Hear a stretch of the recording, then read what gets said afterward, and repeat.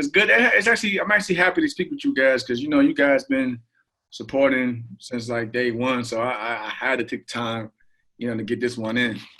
For sure, man. We appreciate it. We're waiting for one more person from our Okay. staff to join us, but Okay. I was gonna preface this whole thing by saying, okay, world champion now, Jamel Herring, but we've been chopping it up since it was way back when. That's what I just said, man. Yeah. We go back, man. So I just want Yeah. to show that, even as a world champion, I'm still the same guy, man. We I never really change up. appreciate it because I mean, I'm sure you can imagine, and I'm not the type to put people on blast or anything like that, but I do have a long Rolodex in my mind of people who kind of flip. Like they used to ask us for, oh, can you post my video? Can you do this? Can you do that? And for whatever reason, things change once people get more. Yeah, because I mean, like a week ago, you was real generous, bro. I remember we was going back and forth. You was saying, you was like, if we could do the interview, I'm like, yeah, I'm gonna start camp. He's like, oh, bro, if you got camp, don't worry. I said, nah, man, we got to talk. Like I was like, oh, he's like, nah, man. I Yeah, said, and that's what I was gonna say. Like, time, bro. Yeah, that's crazy. You're now in camp, and we really appreciate you making the time. Oh yeah, it's all. Yeah, I just finished sparring and everything too, but I made sure that I got here for this. My first question to you was just going to be, how has the whole effect of the quarantine been on you? And then you're one of the first guys now that you're back in camp. You're preparing for a fight. So is the preparation for a pandemic camp been different than, what normally it is? I mean, I actually can say I actually been blessed, even through the pandemic, because before the, when the quarantine, it actually gave my body a lot more rest because people don't understand like the roach fight was actually hard on my body, and I give a lot of respect to Lamont, because I've had close ties with not just him, but the family. So like I said, man, I wish nothing but the best for him and his future. There's never any bad blood, but from that fight, especially at that 11th round when we had that scare, that actually wore on me a lot. More than I think any other fight, to be honest, and I'm being honest. So like during the quarantine, it just gave my body a lot more time to just rest and just recover, and just enjoy spending more time with the family. Because me, man, I'm like before this, I'm always here, there, so I'm always gone. But when I started the camp, nothing has really changed. At least over here now, I'm back over here with Omaha with Bud Crawford and the team. We have a gym. We have a strength conditioning facility where I go to every other day. Only thing different from to be honest with you, is that we don't have the pool available because obviously stuff like that is still closed. But in terms of I have my sparring, I have my trainers, I can do my strength conditioning. All I can't do is maybe the swimming, but everything else, like I said, I'm still doing the same routine that I was doing for any other camp. Switching gears a little bit, I know you're preparing for a fight. I don't know if you're prepared to talk about who the opponent might be, but just in terms of the general landscape of 130 pounds, there's a lot of guys. I mean, you've been calling out Berchelt, you've been calling out the top guys, Frampton. Right. If you had to maybe categorize the top 3 or 4 guys in that division, excluding yourself, in your mind, who are the best from top to bottom? I always, I'm honest, man. I always said Berchelt is number 1. I give him the full credit. I mean, people think that we had bad blood, but we actually cleared a lot when I see him in November. He's a good guy. I don't wish no ill will on him, man. Like I said, I give him the respect. He's had 6 title defenses, and he's trying to go break Julio Cesar Chavez's record. And I respect that. He's a real humble dude. Obviously, I know that he has solid hands. In both hands. He has solid power in both hands. So, it's not about, people look at it like I'm just over it, like I'm arrogant or cocky. No, I mean, I would have to approach that fight smart. But I definitely say he's number 1. I give credit to my bro, Jojo Diaz. He was my Olympic teammate, so I gave him the respect. Like I say, with the Ring magazine, putting him at number 2. I don't argue with that because, Jojo's had some good fights. with Gary, when he fought Gary. Even though he came up short, he still put up a good effort. He would have been a world champion, but he missed the weight by half a pound, whatever. But Jojo's been in some real good fights. Of course, you got to give credit to even people argue where you would place a guy like Leo Santa Cruz, but Leo Santa Cruz has more accolades than a lot of us in the division right now. He's a multiple weight division world champion. There's guys that called me out Abner Mares, who called me out, which I have respect for because Abner has done a lot of great things for boxing. And then, of course, Carl Frampton. But for me, I'm all about, I never want, me, man. I never want anything handed to me. I'm all about earning mine, If you don't put me on this pedestal, cool. It's my job just to prove you wrong and just to keep building and do what I got to do. But and then like I said, I know you mentioned that you don't want that you didn't want to bring up who on fight now, but the rumor is, like I said, because this whole pandemic, it could be Jonathan Okendo. Like I said, I let Top Rank, my manager, handle that. And the reason why, and I know, like I said, I know personally that it's not the fight that people want to see, and I understand that. You know what I mean? I'm not going to sit there and sugarcoat and try to make something like it's the greatest, it's the greatest battle coming up. But like the point that my team and Top Rank looked at it as was he fits like at least the frame of like a Carl Frampton. So it was like, we're taking the fight, not to take him lightly, because like I said, at the end of the day, I didn't have to put my title on the line, but I wanted to do that as a true champion, just to continue pushing myself in terms of doing things the right way, like, making the weight and doing things, how I'm supposed to do, like for a regular fight. So that's why, he's basically been like the main runner up. But I know all sorts of guys been calling for me now, right. Albert Bells and Andy Benson. But it's crazy. Like, these stories started coming out, but like, I have proof. Like, this other fight was pretty much already made and done. Like, to go, like, talked about like weeks ago. I was actually supposed to come out the camp just to shake off, just to stay loose and get knock the rust off. But then I got called from Top Rank, and they was like, "Hey, champ, do you think you can be ready by July? End of June, July timeframe?" So being a team player, and I know ESPN also need content, of course, Right. for the people. So that's the reason why I really got up for the fight, because like I said, it's cool just to get back in there and take the rust off. But at the same time, it's like I'm a team player. My promoter can tell you, I never give anybody, I never turn much down. I don't give anybody a hard time. That's okay, whatever. If I have the opportunity just to be back out there in the public eye, and just prove a point that boxing can come back in a safe manner. I'm going to kick it to you, because I know you had a question about Okendo. Jamel just mentioned that that's the name that potentially is going to be the opponent for him. So if you want to jump in and take that. My question really on Jonathan Okendo was he's, I know, regarded as something close to what Carl Frampton would have been in the ring with you. So do you feel like this would serve as a tune-up fight for you in a potential Carl Frampton fight in the long run? It's crazy. Like, for me, to be respectful of the fighters, I never like to use the word tune-up, because at the end of the day, when you put a world title on the line, you may get the best Jonathan Okendo out there, you know what I mean? But the idea is, just to get a certain look of fighting a guy, and then like, that height and frame, because like I say, even with Frampton, he has more experience, more than me, obviously, of course. He's been in more world title fights, but yeah, the idea was really pretty much just to get the feel of for that type of fight. Not even just with Frampton. Like I said, I've been mentioned by guys like Abner Morris as well. So that's a fight that if say like Carl Frampton can't get over to the States because of the whole pandemic, I would have no issue obviously working with PBC and the guys again, and maybe taking a fight with Abner Morris to LA. I mean, he's expressed interest in it, and so like that was the main point of that whole thing with Okendo. Like, a lot of these guys are like 6 foot or my height. That it doesn't really do much for me, whatever. But so like it is what it is. I mean, like I said, I'm not a fool. I know it's not the fight that that hardcore boxing fans want at times. But like I said, for me, I wasn't really. I could have just sat out. Also, like how Carl Frampton chose to sat out. But I know everybody wanted some type of content or some type of boxing. So I was going to be a team player and just get myself out there and get in shape and do what I gotta do. Piggyback off of that, Jamel, have you heard, or what would be the landscape? What would be the what this fight or event would look like? Have you guys talked about that? I'm glad you asked, because I'm actually still, like, I just finished texting Carl Moretti and the gang over there at Top Rank. But from what I know, I think a week ago they was only allowing 2 in the corner, and then they were signing a cut man, which is it's crazy. Like, so like I was kind of like upset with that, because I can't even, if I want to, I can't even bring my own cut man. You know what I mean? And it's then I'm hearing that like basically I have to be in Vegas, because where the fight's going to be at in Vegas. We had to be out there 2 weeks prior, and we had to be quarantined in the hotel facility. Yeah, so it's like, I know there's a lot that's going through from what I'm hearing, and obviously we're going to see how it goes down when like I said, my bro Shakur fights on the 9th of June.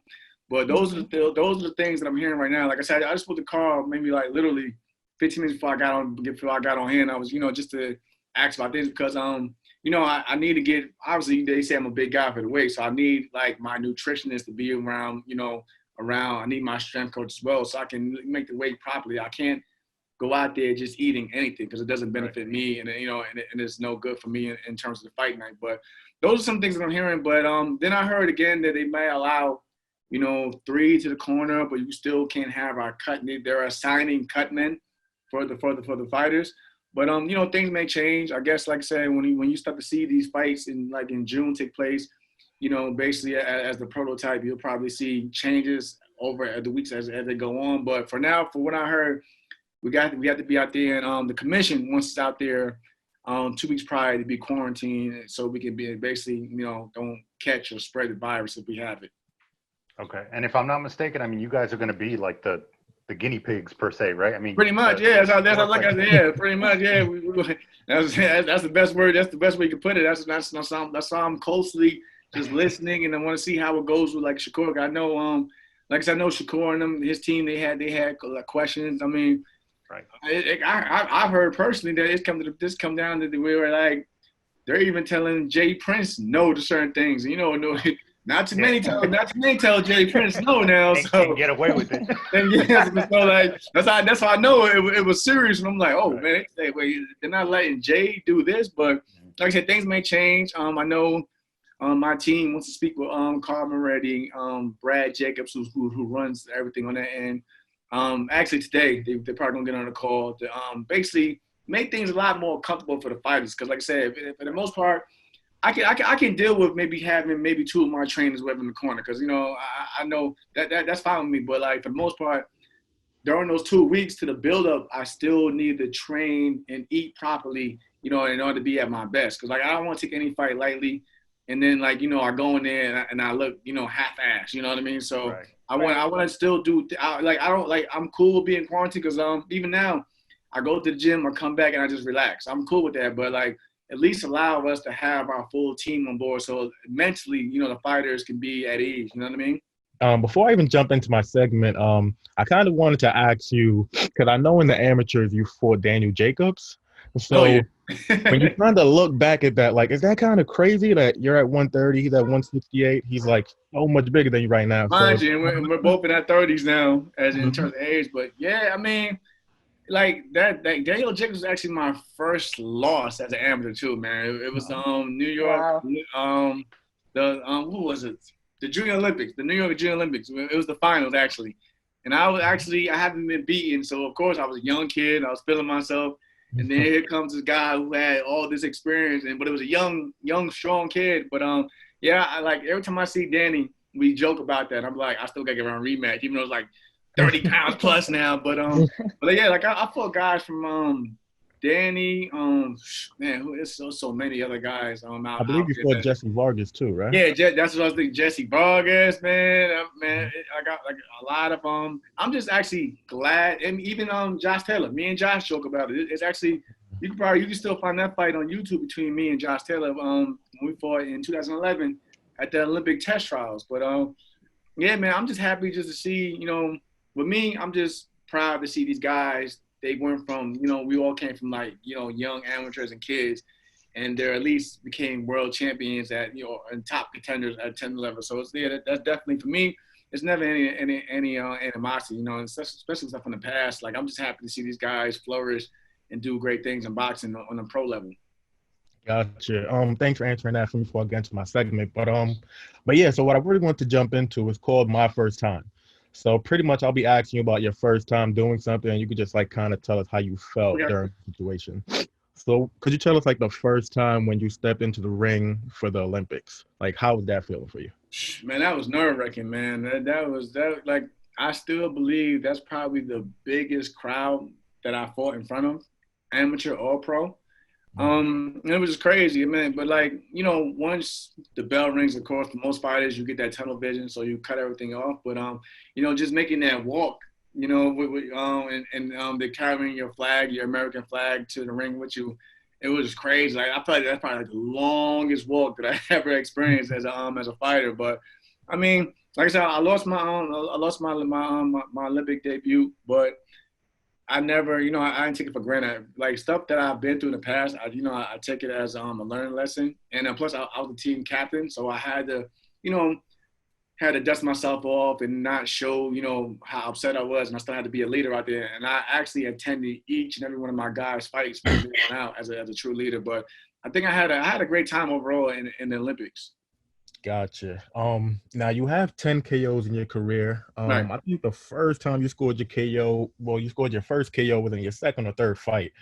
So could you do you remember like the feeling that you had when you first knocked somebody out? Did you kind of feel like, damn, I'm really nice right now? Like, how did that feel for you? Oh yeah, you're feeling yourself in that first one because like you gotta remember, like I said, y'all know where I came from, like training with Adrian Bronner, Robert Easter Jr., Rashid Warren. We all started I started with them. Of course, at the time, Adrian was at the time when he just became the junior lightweight champion, the belt that I hold now. Mm-hmm. So, when you seeing guys like AB and Easter, they're just putting guys out. I'm like, I gotta get my knockout, man. I gotta get my first knockout. So when I got it, of course, it's like a sign of relief. Okay, now I have something I can work with. You know what I mean? I do have what it takes as a pro, but it was definitely a great feeling. Gotcha. Now let's go on the other side of it. How did it feel when you caught yourself on the other side of things when you fought Dennis Shavkov? Hey, that was a hell of a fight, though, man. Hey, but I actually take pride in that because it's crazy. Like I said, I love Barry Hunter, and that's why I have a lot of love for the DMV area. That's why I know a lot of those guys like Lamont and the Russells and all of them because I trained. I took that fight on a short notice, but I don't put the blame on anybody because at the time you're undefeated, so you're thinking, of course, you just step it in, do whatever in a good time period that you think is good enough. But with that fight with Shavkov, it basically taught me that there's levels to the game. And I respect it. And plus, like, yeah, it was a tough fight, and I did all I could do. But, it was one of those things where, like, okay, after at the end of the fight, I spoke with Al over the phone. Me and Al Heyman had a great conversation on the phone. He told me just go home and get some rest. But it was like one of those moments when it was like a make or break. I could easily just say, this isn't for me. And I could have just, just went away. Or I could have just, made some changes. So, like I said, even like people bring it up, even when they try to come at me like, oh, but you lost to Shavkov, I don't take – it doesn't bother me, like, because at the end, look what I've done. Look at me. The proof is in the pudding. Look where I came from then to now.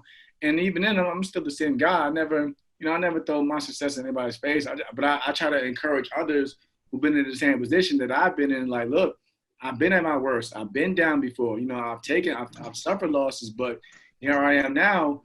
And also I'm grateful because I'm at least mentioned as probably, one of the best in my weight class now. So, just to be even spoken upon, that's just a lot. But yeah, the Shavkov fight, I actually wish that he was still around. Maybe not to maybe probably avenge the fight, whatever. But I just wish that, I respected his talent, that I would have been happy to see him at least, be able to win a world title himself. Gotcha. Now you've had 23 fights under your belt as a pro anyways. Can you tell us what was your first toughest fight? Like, and I don't mean like your toughest fight overall, but just like your first one when you left the ring, you were just like, God damn. Like I said, I think like my first, I'll answer that in two ways. My first toughest fight in the ring was the Shavkov fight. I think the first fight that was tough on my body, probably was the last one against Lamont Roach. And like people like said, Lamont to me is underrated in some areas. Like the Ito fight, like I tell people, the Ito fight, I'm not saying Ito was easy, but it fit my style a lot more if you watch it. You know what I mean? Because we knew Ito was going to be he was going to charge in. He was going to be the aggressor. We knew that. But with Lamont, if you look at that fight, it was more of a chess match. And there were times when I got caught slipping, and Lamont would, he would counter really well. And then, I got hit with a few rabbit punches, but it happens in boxing. But I felt a lot of aches and pains for some reason with that fight, than I did in probably since the Shavkov fight. But definitely those two fights were probably some tough fight. Two of my toughest. Gotcha. I think a lot of the fans on the outside look at boxing as just boxing, or they look at it. They look at a lot of sports like that. Obviously for you, it's also a business side. Right. So when was the first time when you realized like this isn't just boxing, like it's a real business aspect of it? Like when did you first realize that? True. And I hate to talk bad on it, but I think I realized that during the after I fought Miller. Okay. Because like I said, you started seeing like, the calls started getting short, you know what I mean? You wasn't hearing from the same people as much. And then you started looking at it like, okay, this comes with, now I know what it's like to be on the other side where it's just business, But like I said, and I never said anything like bad about Al, because Al actually gave me he actually was the one who gave me a chance coming out the Olympics. So I always have a lot of love and appreciation for the PBC side. That's why if you look, I never went out there and said anything bad about the PBC. I still got close friends over there, of course. But I realized it's still business. If you're looking at it, you just took your second loss. Maybe he doesn't have it. So you got to look at it like from their side. They're probably looking at it as, we might have to move on to the next thing. But I started, I respected it for what it is. But at the end of the day, I'm all about proving people wrong. And I just had to basically, it just made me on the business side, I needed to had to make changes, which is why, I went to top rank. And it wasn't like, and I was actually willing to stay with PBC. But the thing was, their guys, they wanted me to stay at 135 pounds. And I was trying to tell them, like, look, I can make 130, just give me the opportunity. But as you know, because Tank had the same issues, there's really not much of a stable at 130 pounds over there. So that was the only reason. That was really one of the main reasons why I left the PBC, the time. It wasn't like I got dropped. I actually, I fulfilled my contract. I had a 5-year contract. I fulfilled my duties with PBC. And, I left on good terms. In my opinion, I left on good terms. But like I said, on the business side of things, top rank just had more of what I was looking for in terms of the weight class, and that's really the reason why I went to the top rank stable. And then obviously, see a year later, a year being with top rank, I became a world champion. Gotcha. And just my last thing for you is obviously you're a world champion. You've represented the US in the Olympics. So I just wanted to know which one meant more to you. If I know that's a tough one to answer, but if you can only choose one, if you're going to be known as one thing, either Mr. Olympics, representing the country, or world champion, which one I would you think choose? honestly, I would say the Olympics, and it's not because of the accolades, it's because of the people that I was with. Like, to this day, I still bond with all my teammates. We all know I train with Bud Crawford, but I can get on the phone right now and have a conversation with Errol. Me and Errol speak all the time. And I speak with JoJo, Jose, Marcus Brown. I think I speak with just about all of my teammates. And that's what I appreciate more, because, like, when boxing is done and over with in terms of my career, at least I can, like, have those people as friends and family that I can still speak with at the end of the day. So I think I appreciate my Olympic experience more than, obviously, than probably my title run, because, like, we all know in the pros, like, boxing is kind of as a lonely sport, man. But, like, when you're a team, and you have people around you to push you and motivate you, like a team such as that, it's a great thing. But I definitely want to say my Olympic experience was definitely probably my best moments, not just in boxing, but life period. Because, as we know, the Olympic opening ceremony, that was actually the anniversary when my daughter had passed away. And it's crazy. And then when I won the world title, that would have been her 10th birthday. So it's just crazy how life plays out, you know what I mean? So, Yeah. like I'm just, like I said, but I think, like, stuff like that, it just keeps me humble and grateful of what I have, because, like I said, man, I've been through worse. And a lot of people who've probably gone through worse than I have, but, and they, they're probably either going on a deep end or they're not here today. So I don't take anything for granted, but I just appreciate everything that I have. Cool. All right. I'm going to jump in before I kick it to you, Tiffany. I have one question in terms of, we know you're the WBO champion, and recently there's been talk, more so because of Teofimo Lopez and Devin Haney, with what the WBC does in boxing. And Right. I know I have my opinion, which seems to contrast what a lot of people think, but I think that when two top contenders, if it's not the champion and the number one contender, if it's not the 1 and 2 guys, when titles are being given to fighters, it kind of makes a mockery of the sport a little bit, in my opinion. What is your opinion on that? When you see a guy like that obviously has tremendous talent, like a Devin Haney, But then you see a guy like Teofimo Lopez who fought the champion, won the title, or like you fought Ito, the champion, won the title. I mean, do you differentiate that? Should it be like that? And I mean, what is your opinion on that whole situation? Like I said, I grew up. We all grew up looking and watching the old school. Even the old school, they were saying there was too many belts. But when you have all these now special titles, it kind of makes things a little bit confusing. Because like let's look at the situation they have Alberto Machado. You know, he beat the super champion, but then he was awarded the regular title. Mm-hmm. And then, like I said, I'm not knocking Tank because he did what he had to do. Then they gave him the super title. And I seen people was arguing with that for like forever. You know what I mean? But we all, like, in my opinion, I could say that maybe, Tank was the talented of the two. But in terms of the title situation, they probably said, well, this guy is still the real champion. But I think in terms of like I said, with Devin and Teofimo, they're both talented, and I'm cool with both of them. In the end, regardless of what the materialistic thing, which the belt, whatever it says, in order to prove that you are the best, it just in that class, you have to fight each other. Regardless of what the belt may say on it. If the best are willing to fight the best, that solves the whole issue then and there. But yeah, I mean, I look at it like I said, the business side. That's just boxing in terms of the business side today. Like, the more belts out here, the more these sanctioned bodies, get a little more in their pockets. But overall, I mean, I commend Devin because in the end, he's not just taking his belt and hiding behind it. He's still saying that he wants to fight the Lomachenkos. He wants to fight Tank, Teofimo Lopez, Ryan Garcia.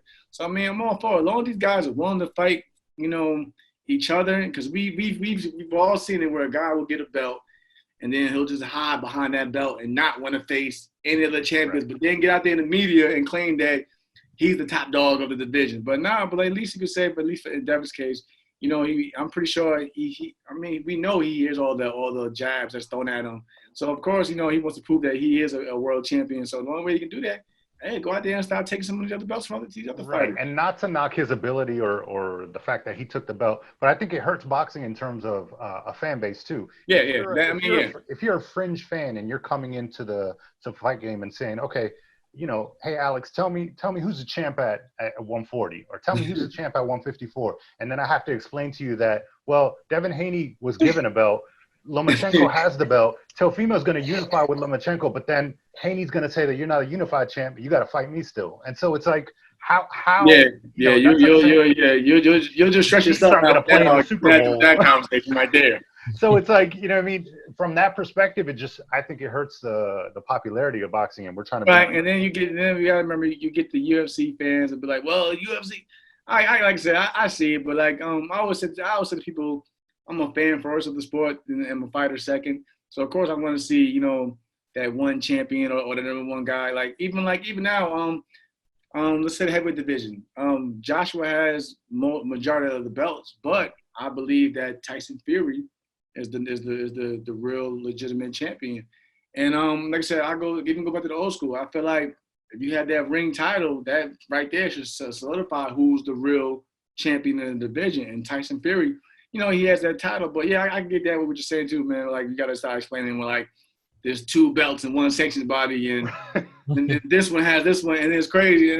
Yeah, so I just leave it alone. Like, it's me. Like, when they start doing that stuff on Twitter, I back out of those conversations real quick. But you're the godfather of boxing Twitter. I will mention that too, because you don't shy away from any conversation. And actually, that'll lead into our next segment that Tiffany's going to lead, called Mean Tweets. So she's going to read a couple comments for you, and we want to get your perspective and opinion. I was doing some research here, and we were really continuing on how you were talking about how now that you are a champion at 130, you feel like now everybody wants to fight you, everybody wants to call you out. So really pertaining to that, I had one user here on Twitter. He said that his at I am excited one. He said that everybody calls you out and wants to fight you because you are the easiest champ at 130 to beat. Hey, it's crazy. It's usually, if you look at it, it's really contenders. Because like I said, if you look at it, you can't sit there and tell me any world champion at least that wants to unify. And I don't dig into it. We've all seen it. After I beat Ito, okay, Miguel Berchelt jumped in the ring and he called for unification. I knew that would be a tough fight. I'm not crazy. I'm not stupid. I know he, who he is. But the thing was, if you look at it, a lot of people, like, even going to Twitter there, a lot of people thought that I was going to be an easy fight there for Ito, and that it would be Ito and Berchelt. But as soon as I beat Ito, that's when the politics came into play in terms of, okay, they want to go a different route or this, that, and the third. Even like, so I mean, like, I always say styles win fights. Like I said, I'm not saying I'm the biggest puncher or this and that. But at the same time, a lot of contenders, which that's their job. They're supposed to, call out, whoever, whatever, or the champion.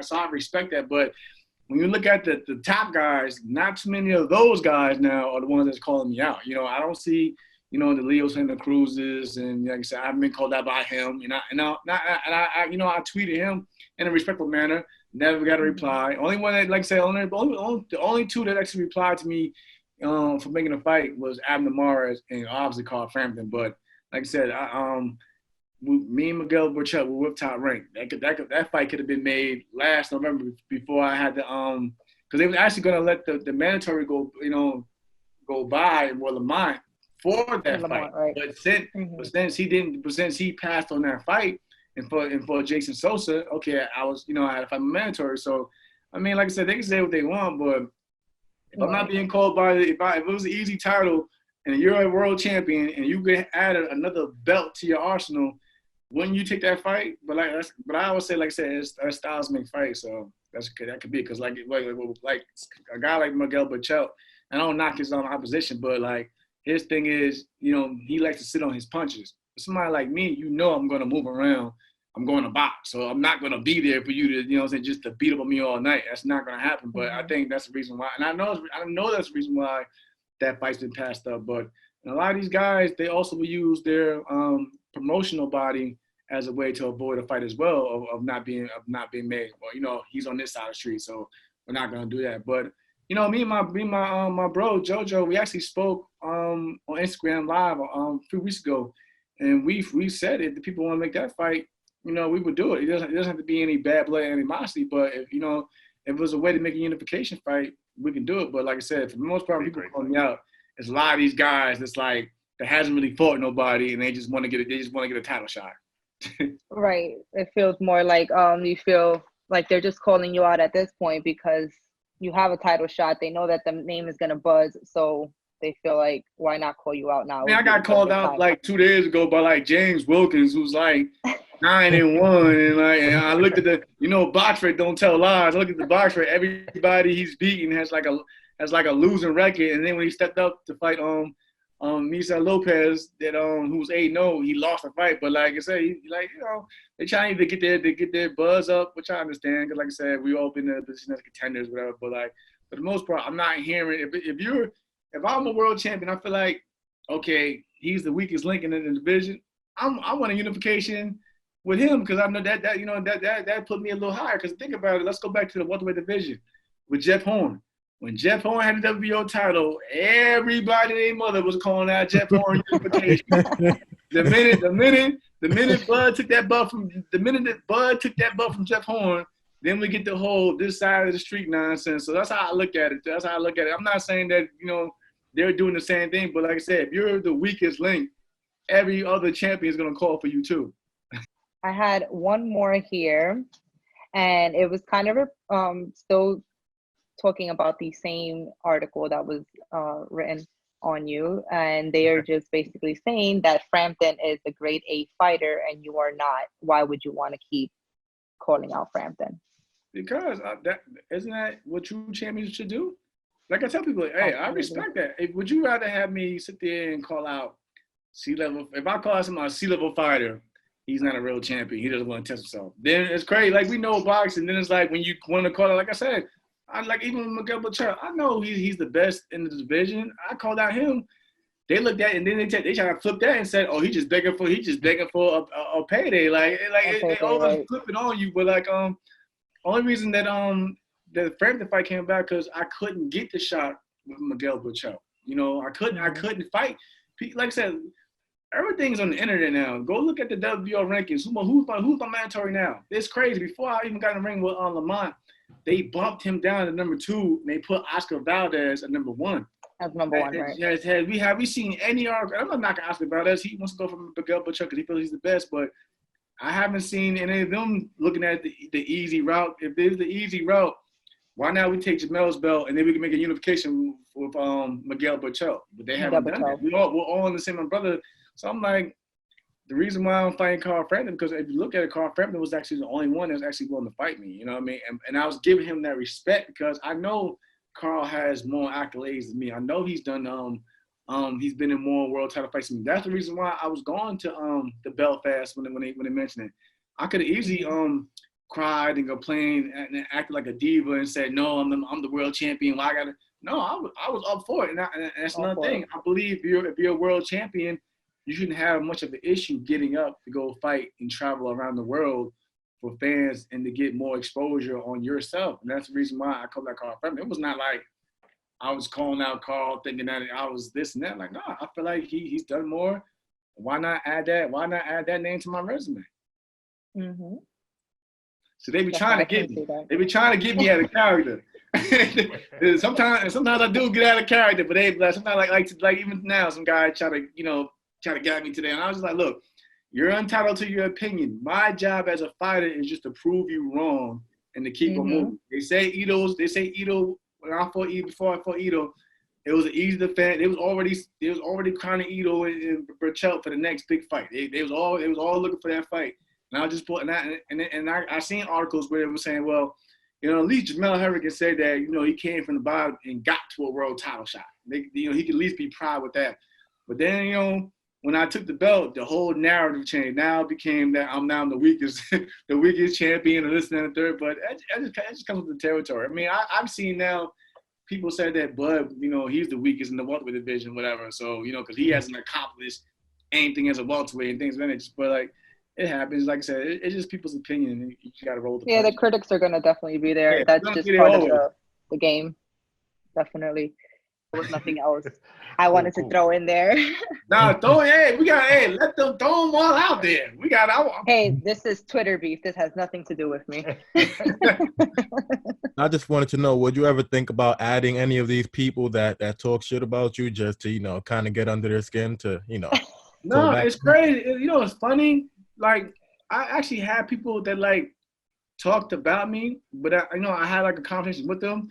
And all of a sudden, they follow me and they become fans because they respect my character. I'm not going to get into – you're probably across the country. Now, if I look at your profile and I see Northern Ireland, I already know who you root for anyway. So I'm not like what can I really do about that? But, like, no, my thing is I'm just going to have to prove you wrong. But, like, just give me my respect in the end. Don't make no excuses because I won't make any excuses. If he wins, he wins. He was the better man. But – all that, the weakest link in that. But, hey, none of these – I haven't been approached by any of these world champions in terms of unification.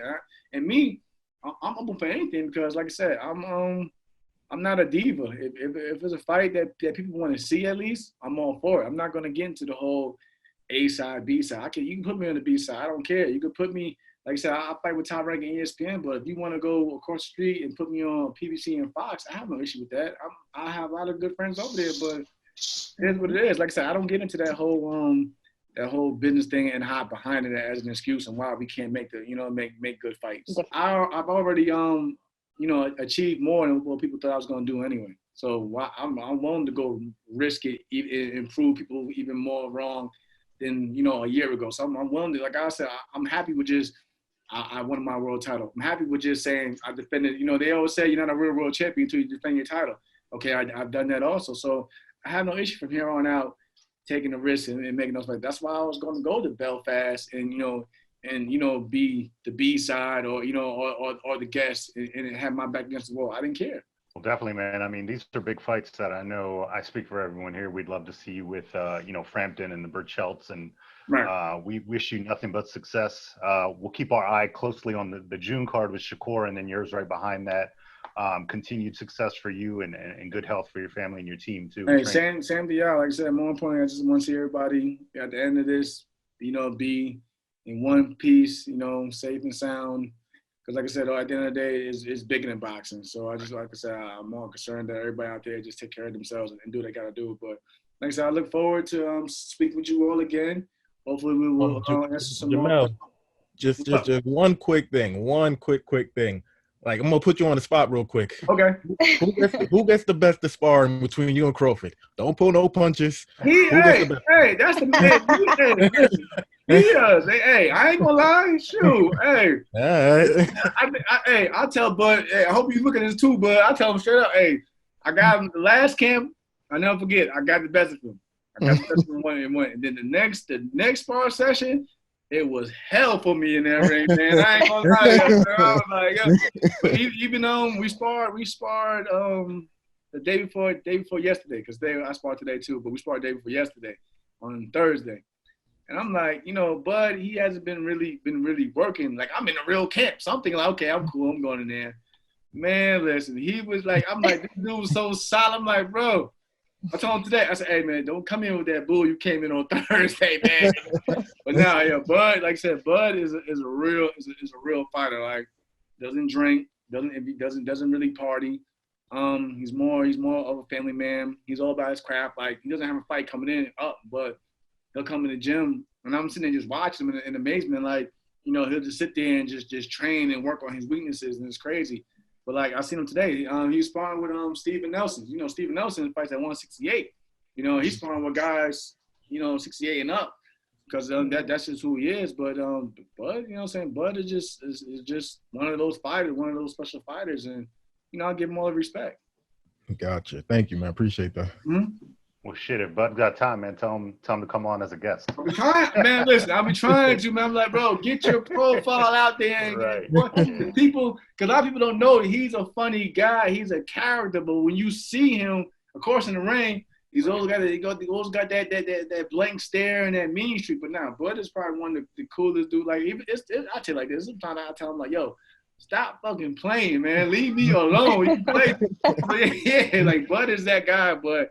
Nah, man, I always touch them like, bro, you gotta start putting your face out there more. The people love you, bro. Just show them the other side of you, though. Definitely. Gotcha. Thank you, man. Take care. All right, y'all take care. All right, Best of luck. Stay safe. Thank you.